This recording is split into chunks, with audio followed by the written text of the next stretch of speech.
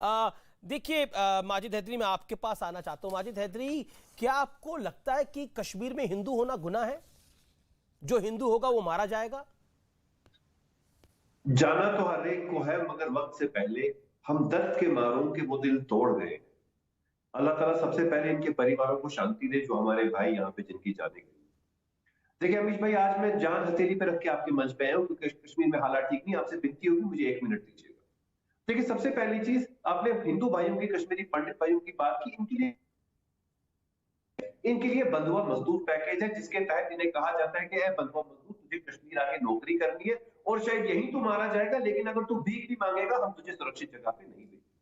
दूसरी चीज, मैं ये नहीं पूछूंगा जो मेरा आज राजस्थान का भाई मारा गया कि उस बैंक के बाहर सिक्योरिटी गार्ड क्यों नहीं था, क्योंकि जम्मू कश्मीर के राजभवन ने चोरों चक्कों को सिक्योरिटी दी है, लेकिन जिसको जरूरत थी, राहुल भट्ट हो या कि हमारा भाई राजस्थान के, सिक्योरिटी नहीं। तीसरी चीज जो आपके मंच ने अभी दिखाई कि रविंद्र रैना जी, जो भाजपा के हमारे यहाँ के प्रेसिडेंट है जम्मू कश्मीर के, उनने कहा जी कि एक रेड वेव पार्क से हमारे पड़ोसी मुल्क से एक रेड वेव की कॉन्स्पिरेसी।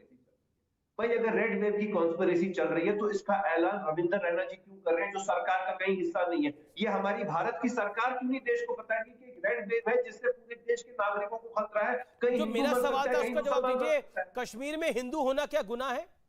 अरे इस देश में मुसलमान होना क्या गुनाह है? आप मुझे उसका जवाब दीजिए। हिंदू भाई तो कहीं चले जाएंगे, मैं मुसलमान कहां जाऊं छुपने को? नहीं, मैं मुसलमान पूरे कर्नाटका दुनिया में जाता रह हूं, रहे हैं क्या भाई। बैन है? मुसलमान मैं पूरे गुजरात देश में रह जाता रहे हूं, हैं। बैन है? मुसलमान केरल में रह रहे हैं, बंगाल में रह रहे हैं, तमिलनाडु में रह रहे हैं, मुंबई में रह रहे हैं, महाराष्ट्र में रह रहे हैं। एक सेकंड रुको, सुनो। आप गुजरात में रह रहे हैं, दिल्ली में रह रहे हैं और असम में रह रहे हैं, और कई जगह तो मेजोरिटी में रह रहे हैं। कोई देश का राज्य बताओ जहां मुसलमान नहीं रह रहे हो, और जहां मुसलमानों की टारगेट किलिंग हो रही हो। नहीं है ना, नहीं होनी चाहिए, लेकिन हिंदुओं की टारगेट किलिंग हो रही है सन 1990 से।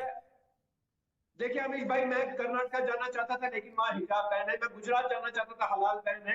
मैं यूपी जाना चाहता था, ज्ञान पापी का पंगा पड़ा हुआ। मैं मध्य प्रदेश जाना अरे चाहता था, बुलडोजर है। नहीं नहीं, मैं आपके लिए महाराष्ट्र तो जाना हर चाहता जगह ही था, पंगा आजाद बैन है। है। मैं कहां जाऊं? आप जैसों के मैं लिए तो कहां हर जाऊं जगह ही पंगा बताइए है। मुझे। मैं रिजवान अहमद, जाऊं? इनको एक पूरे सेकंड देश में बता कोई दीजिए, मैं घूमने आपको की करूंगा जगह नहीं। नहीं मिल रही। इनको पूरे देश में कहीं घूमने की जगह नहीं मिल रही, लेकिन हमें छुपने की जगह नहीं नहीं, मिल रही है। देखिए, हम दिस हिंदू इज भाई हाउ कहीं सीरियस चले यू गए, आर हम ऑन मुसलमान दिस बेचारे सीरियस घर इशू। में। पीपल आर अरे भाई डाइंग, हम तो मुसलमान लेट्स बी बेचारे कहां जाएं? मुझे रिस्पेक्टफुल एक टू मिनट देम दे दो जिनकी भाई। मौतें हुई हैं। आपको मुझे मैं एक जान मिनट रहा हूं, दे दो आपको भाई। हिजाब भी, आपको ऑडियो भी मैं दुरुस्त कराने के लिए बोलता हूं। आपको हिजाब से भी समस्या है, आपको ज्ञान वापी से भी समस्या है। रिजवान अहमद, ये नैरेटिव आप देख रहे हैं, इस देश में मुसलमान होना भी गुनाह है, हिंदू होना तो कोई बात ही नहीं है। मर रहे हैं तो मर रहे हैं, मर रहे हैं तो और डराओ। जी, जय हिंद, वंदे मातरम। नोट करता रहता हूं, पॉइंट 4 पे बिहेवियर ऑफ मुस्लिम लिख के बैठा था। बाई चांस मुझसे पहले माजिद भाई ने अपनी बात बोल दी तो मेरे कथन को मजबूत कर दिया। 4 छोटे छोटे पॉइंट हैं। पहला, जो लोग आज इस टारगेटेड किलिंग पर, जो पिछले 1 साल में, 1.5 साल में देखने को मिली है अमीश भाई, जो आज उस पर आंसू बहा रहे हैं, 2 साल बाद अगर कश्मीर फाइल 2 बनेगी तो यही लोग कहेंगे ये पिक्चर झूठी है। ऐसी पिक्चरें आपस में दूरियां बढ़ाती हैं, ये पिक्चरें बैन होनी चाहिए, ये पिक्चरें सच्चाई नहीं दिखा रही हैं। 2 साल बाद कश्मीर 2 अगर बनेगी इन्हीं किस्सों पर, पहली चीज। दूसरी चीज, जो भी ये किलिंग है, ये बात मैं एज अ लॉयर आपको बता रहा हूं अमीश भाई। आज से शायद कुछ दिन पहले एक तहसीलदार राहुल भट्ट मारा गए, शहीद हुए, तहसील ऑफिस में घुस के मारे गए। आज ये साहब अपने प्रेमिसेस में, ऑफिस में घुस के मारे गए। इसके पीछे जो क्रिमिनल होता है वो एक मैसेज देता है। ये दोनों लोग सड़क पर भी मारे जा सकते थे अमीश भाई, लेकिन ये ऑफिस के अंदर मारे गए।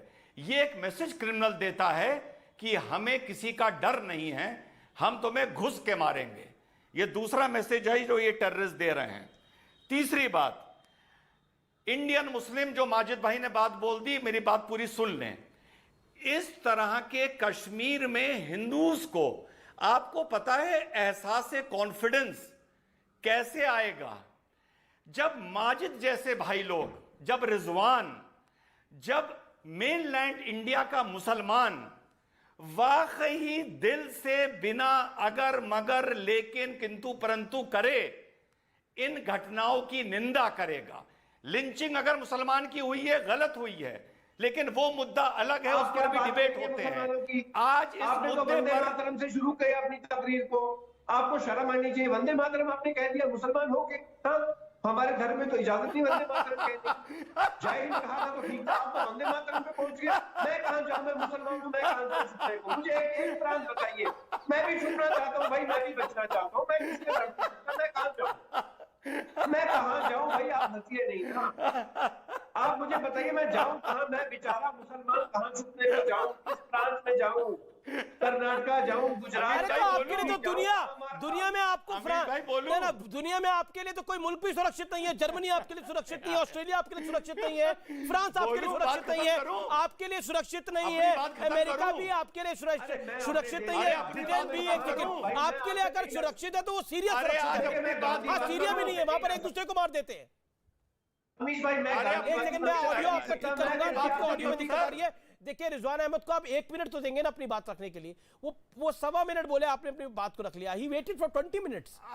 रिजवान अमीश भाई, या तो आप कह दीजिए कि रिजवान इंतजार करने का कोई फायदा नहीं होता, यार तुम बीच में ही बोलना शुरू कर दिया करो।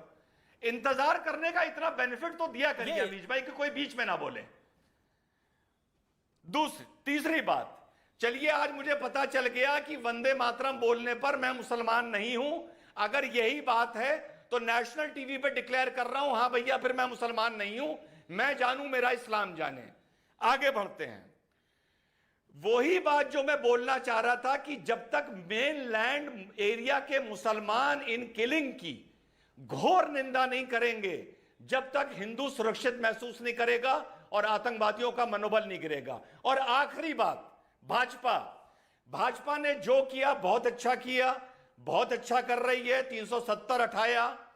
लेकिन अमीश भाई, जैसे एक आदमी 10-20 साल से बीमार होता है और कोई डॉक्टर उसकी कोई बीमारी पकड़ के दवाई देनी शुरू कर देता है, तो भाजपा ने कश्मीर की बीमारी पकड़ी, मैं मानता हूं, और दवाई देनी शुरू करी 370 हटा के।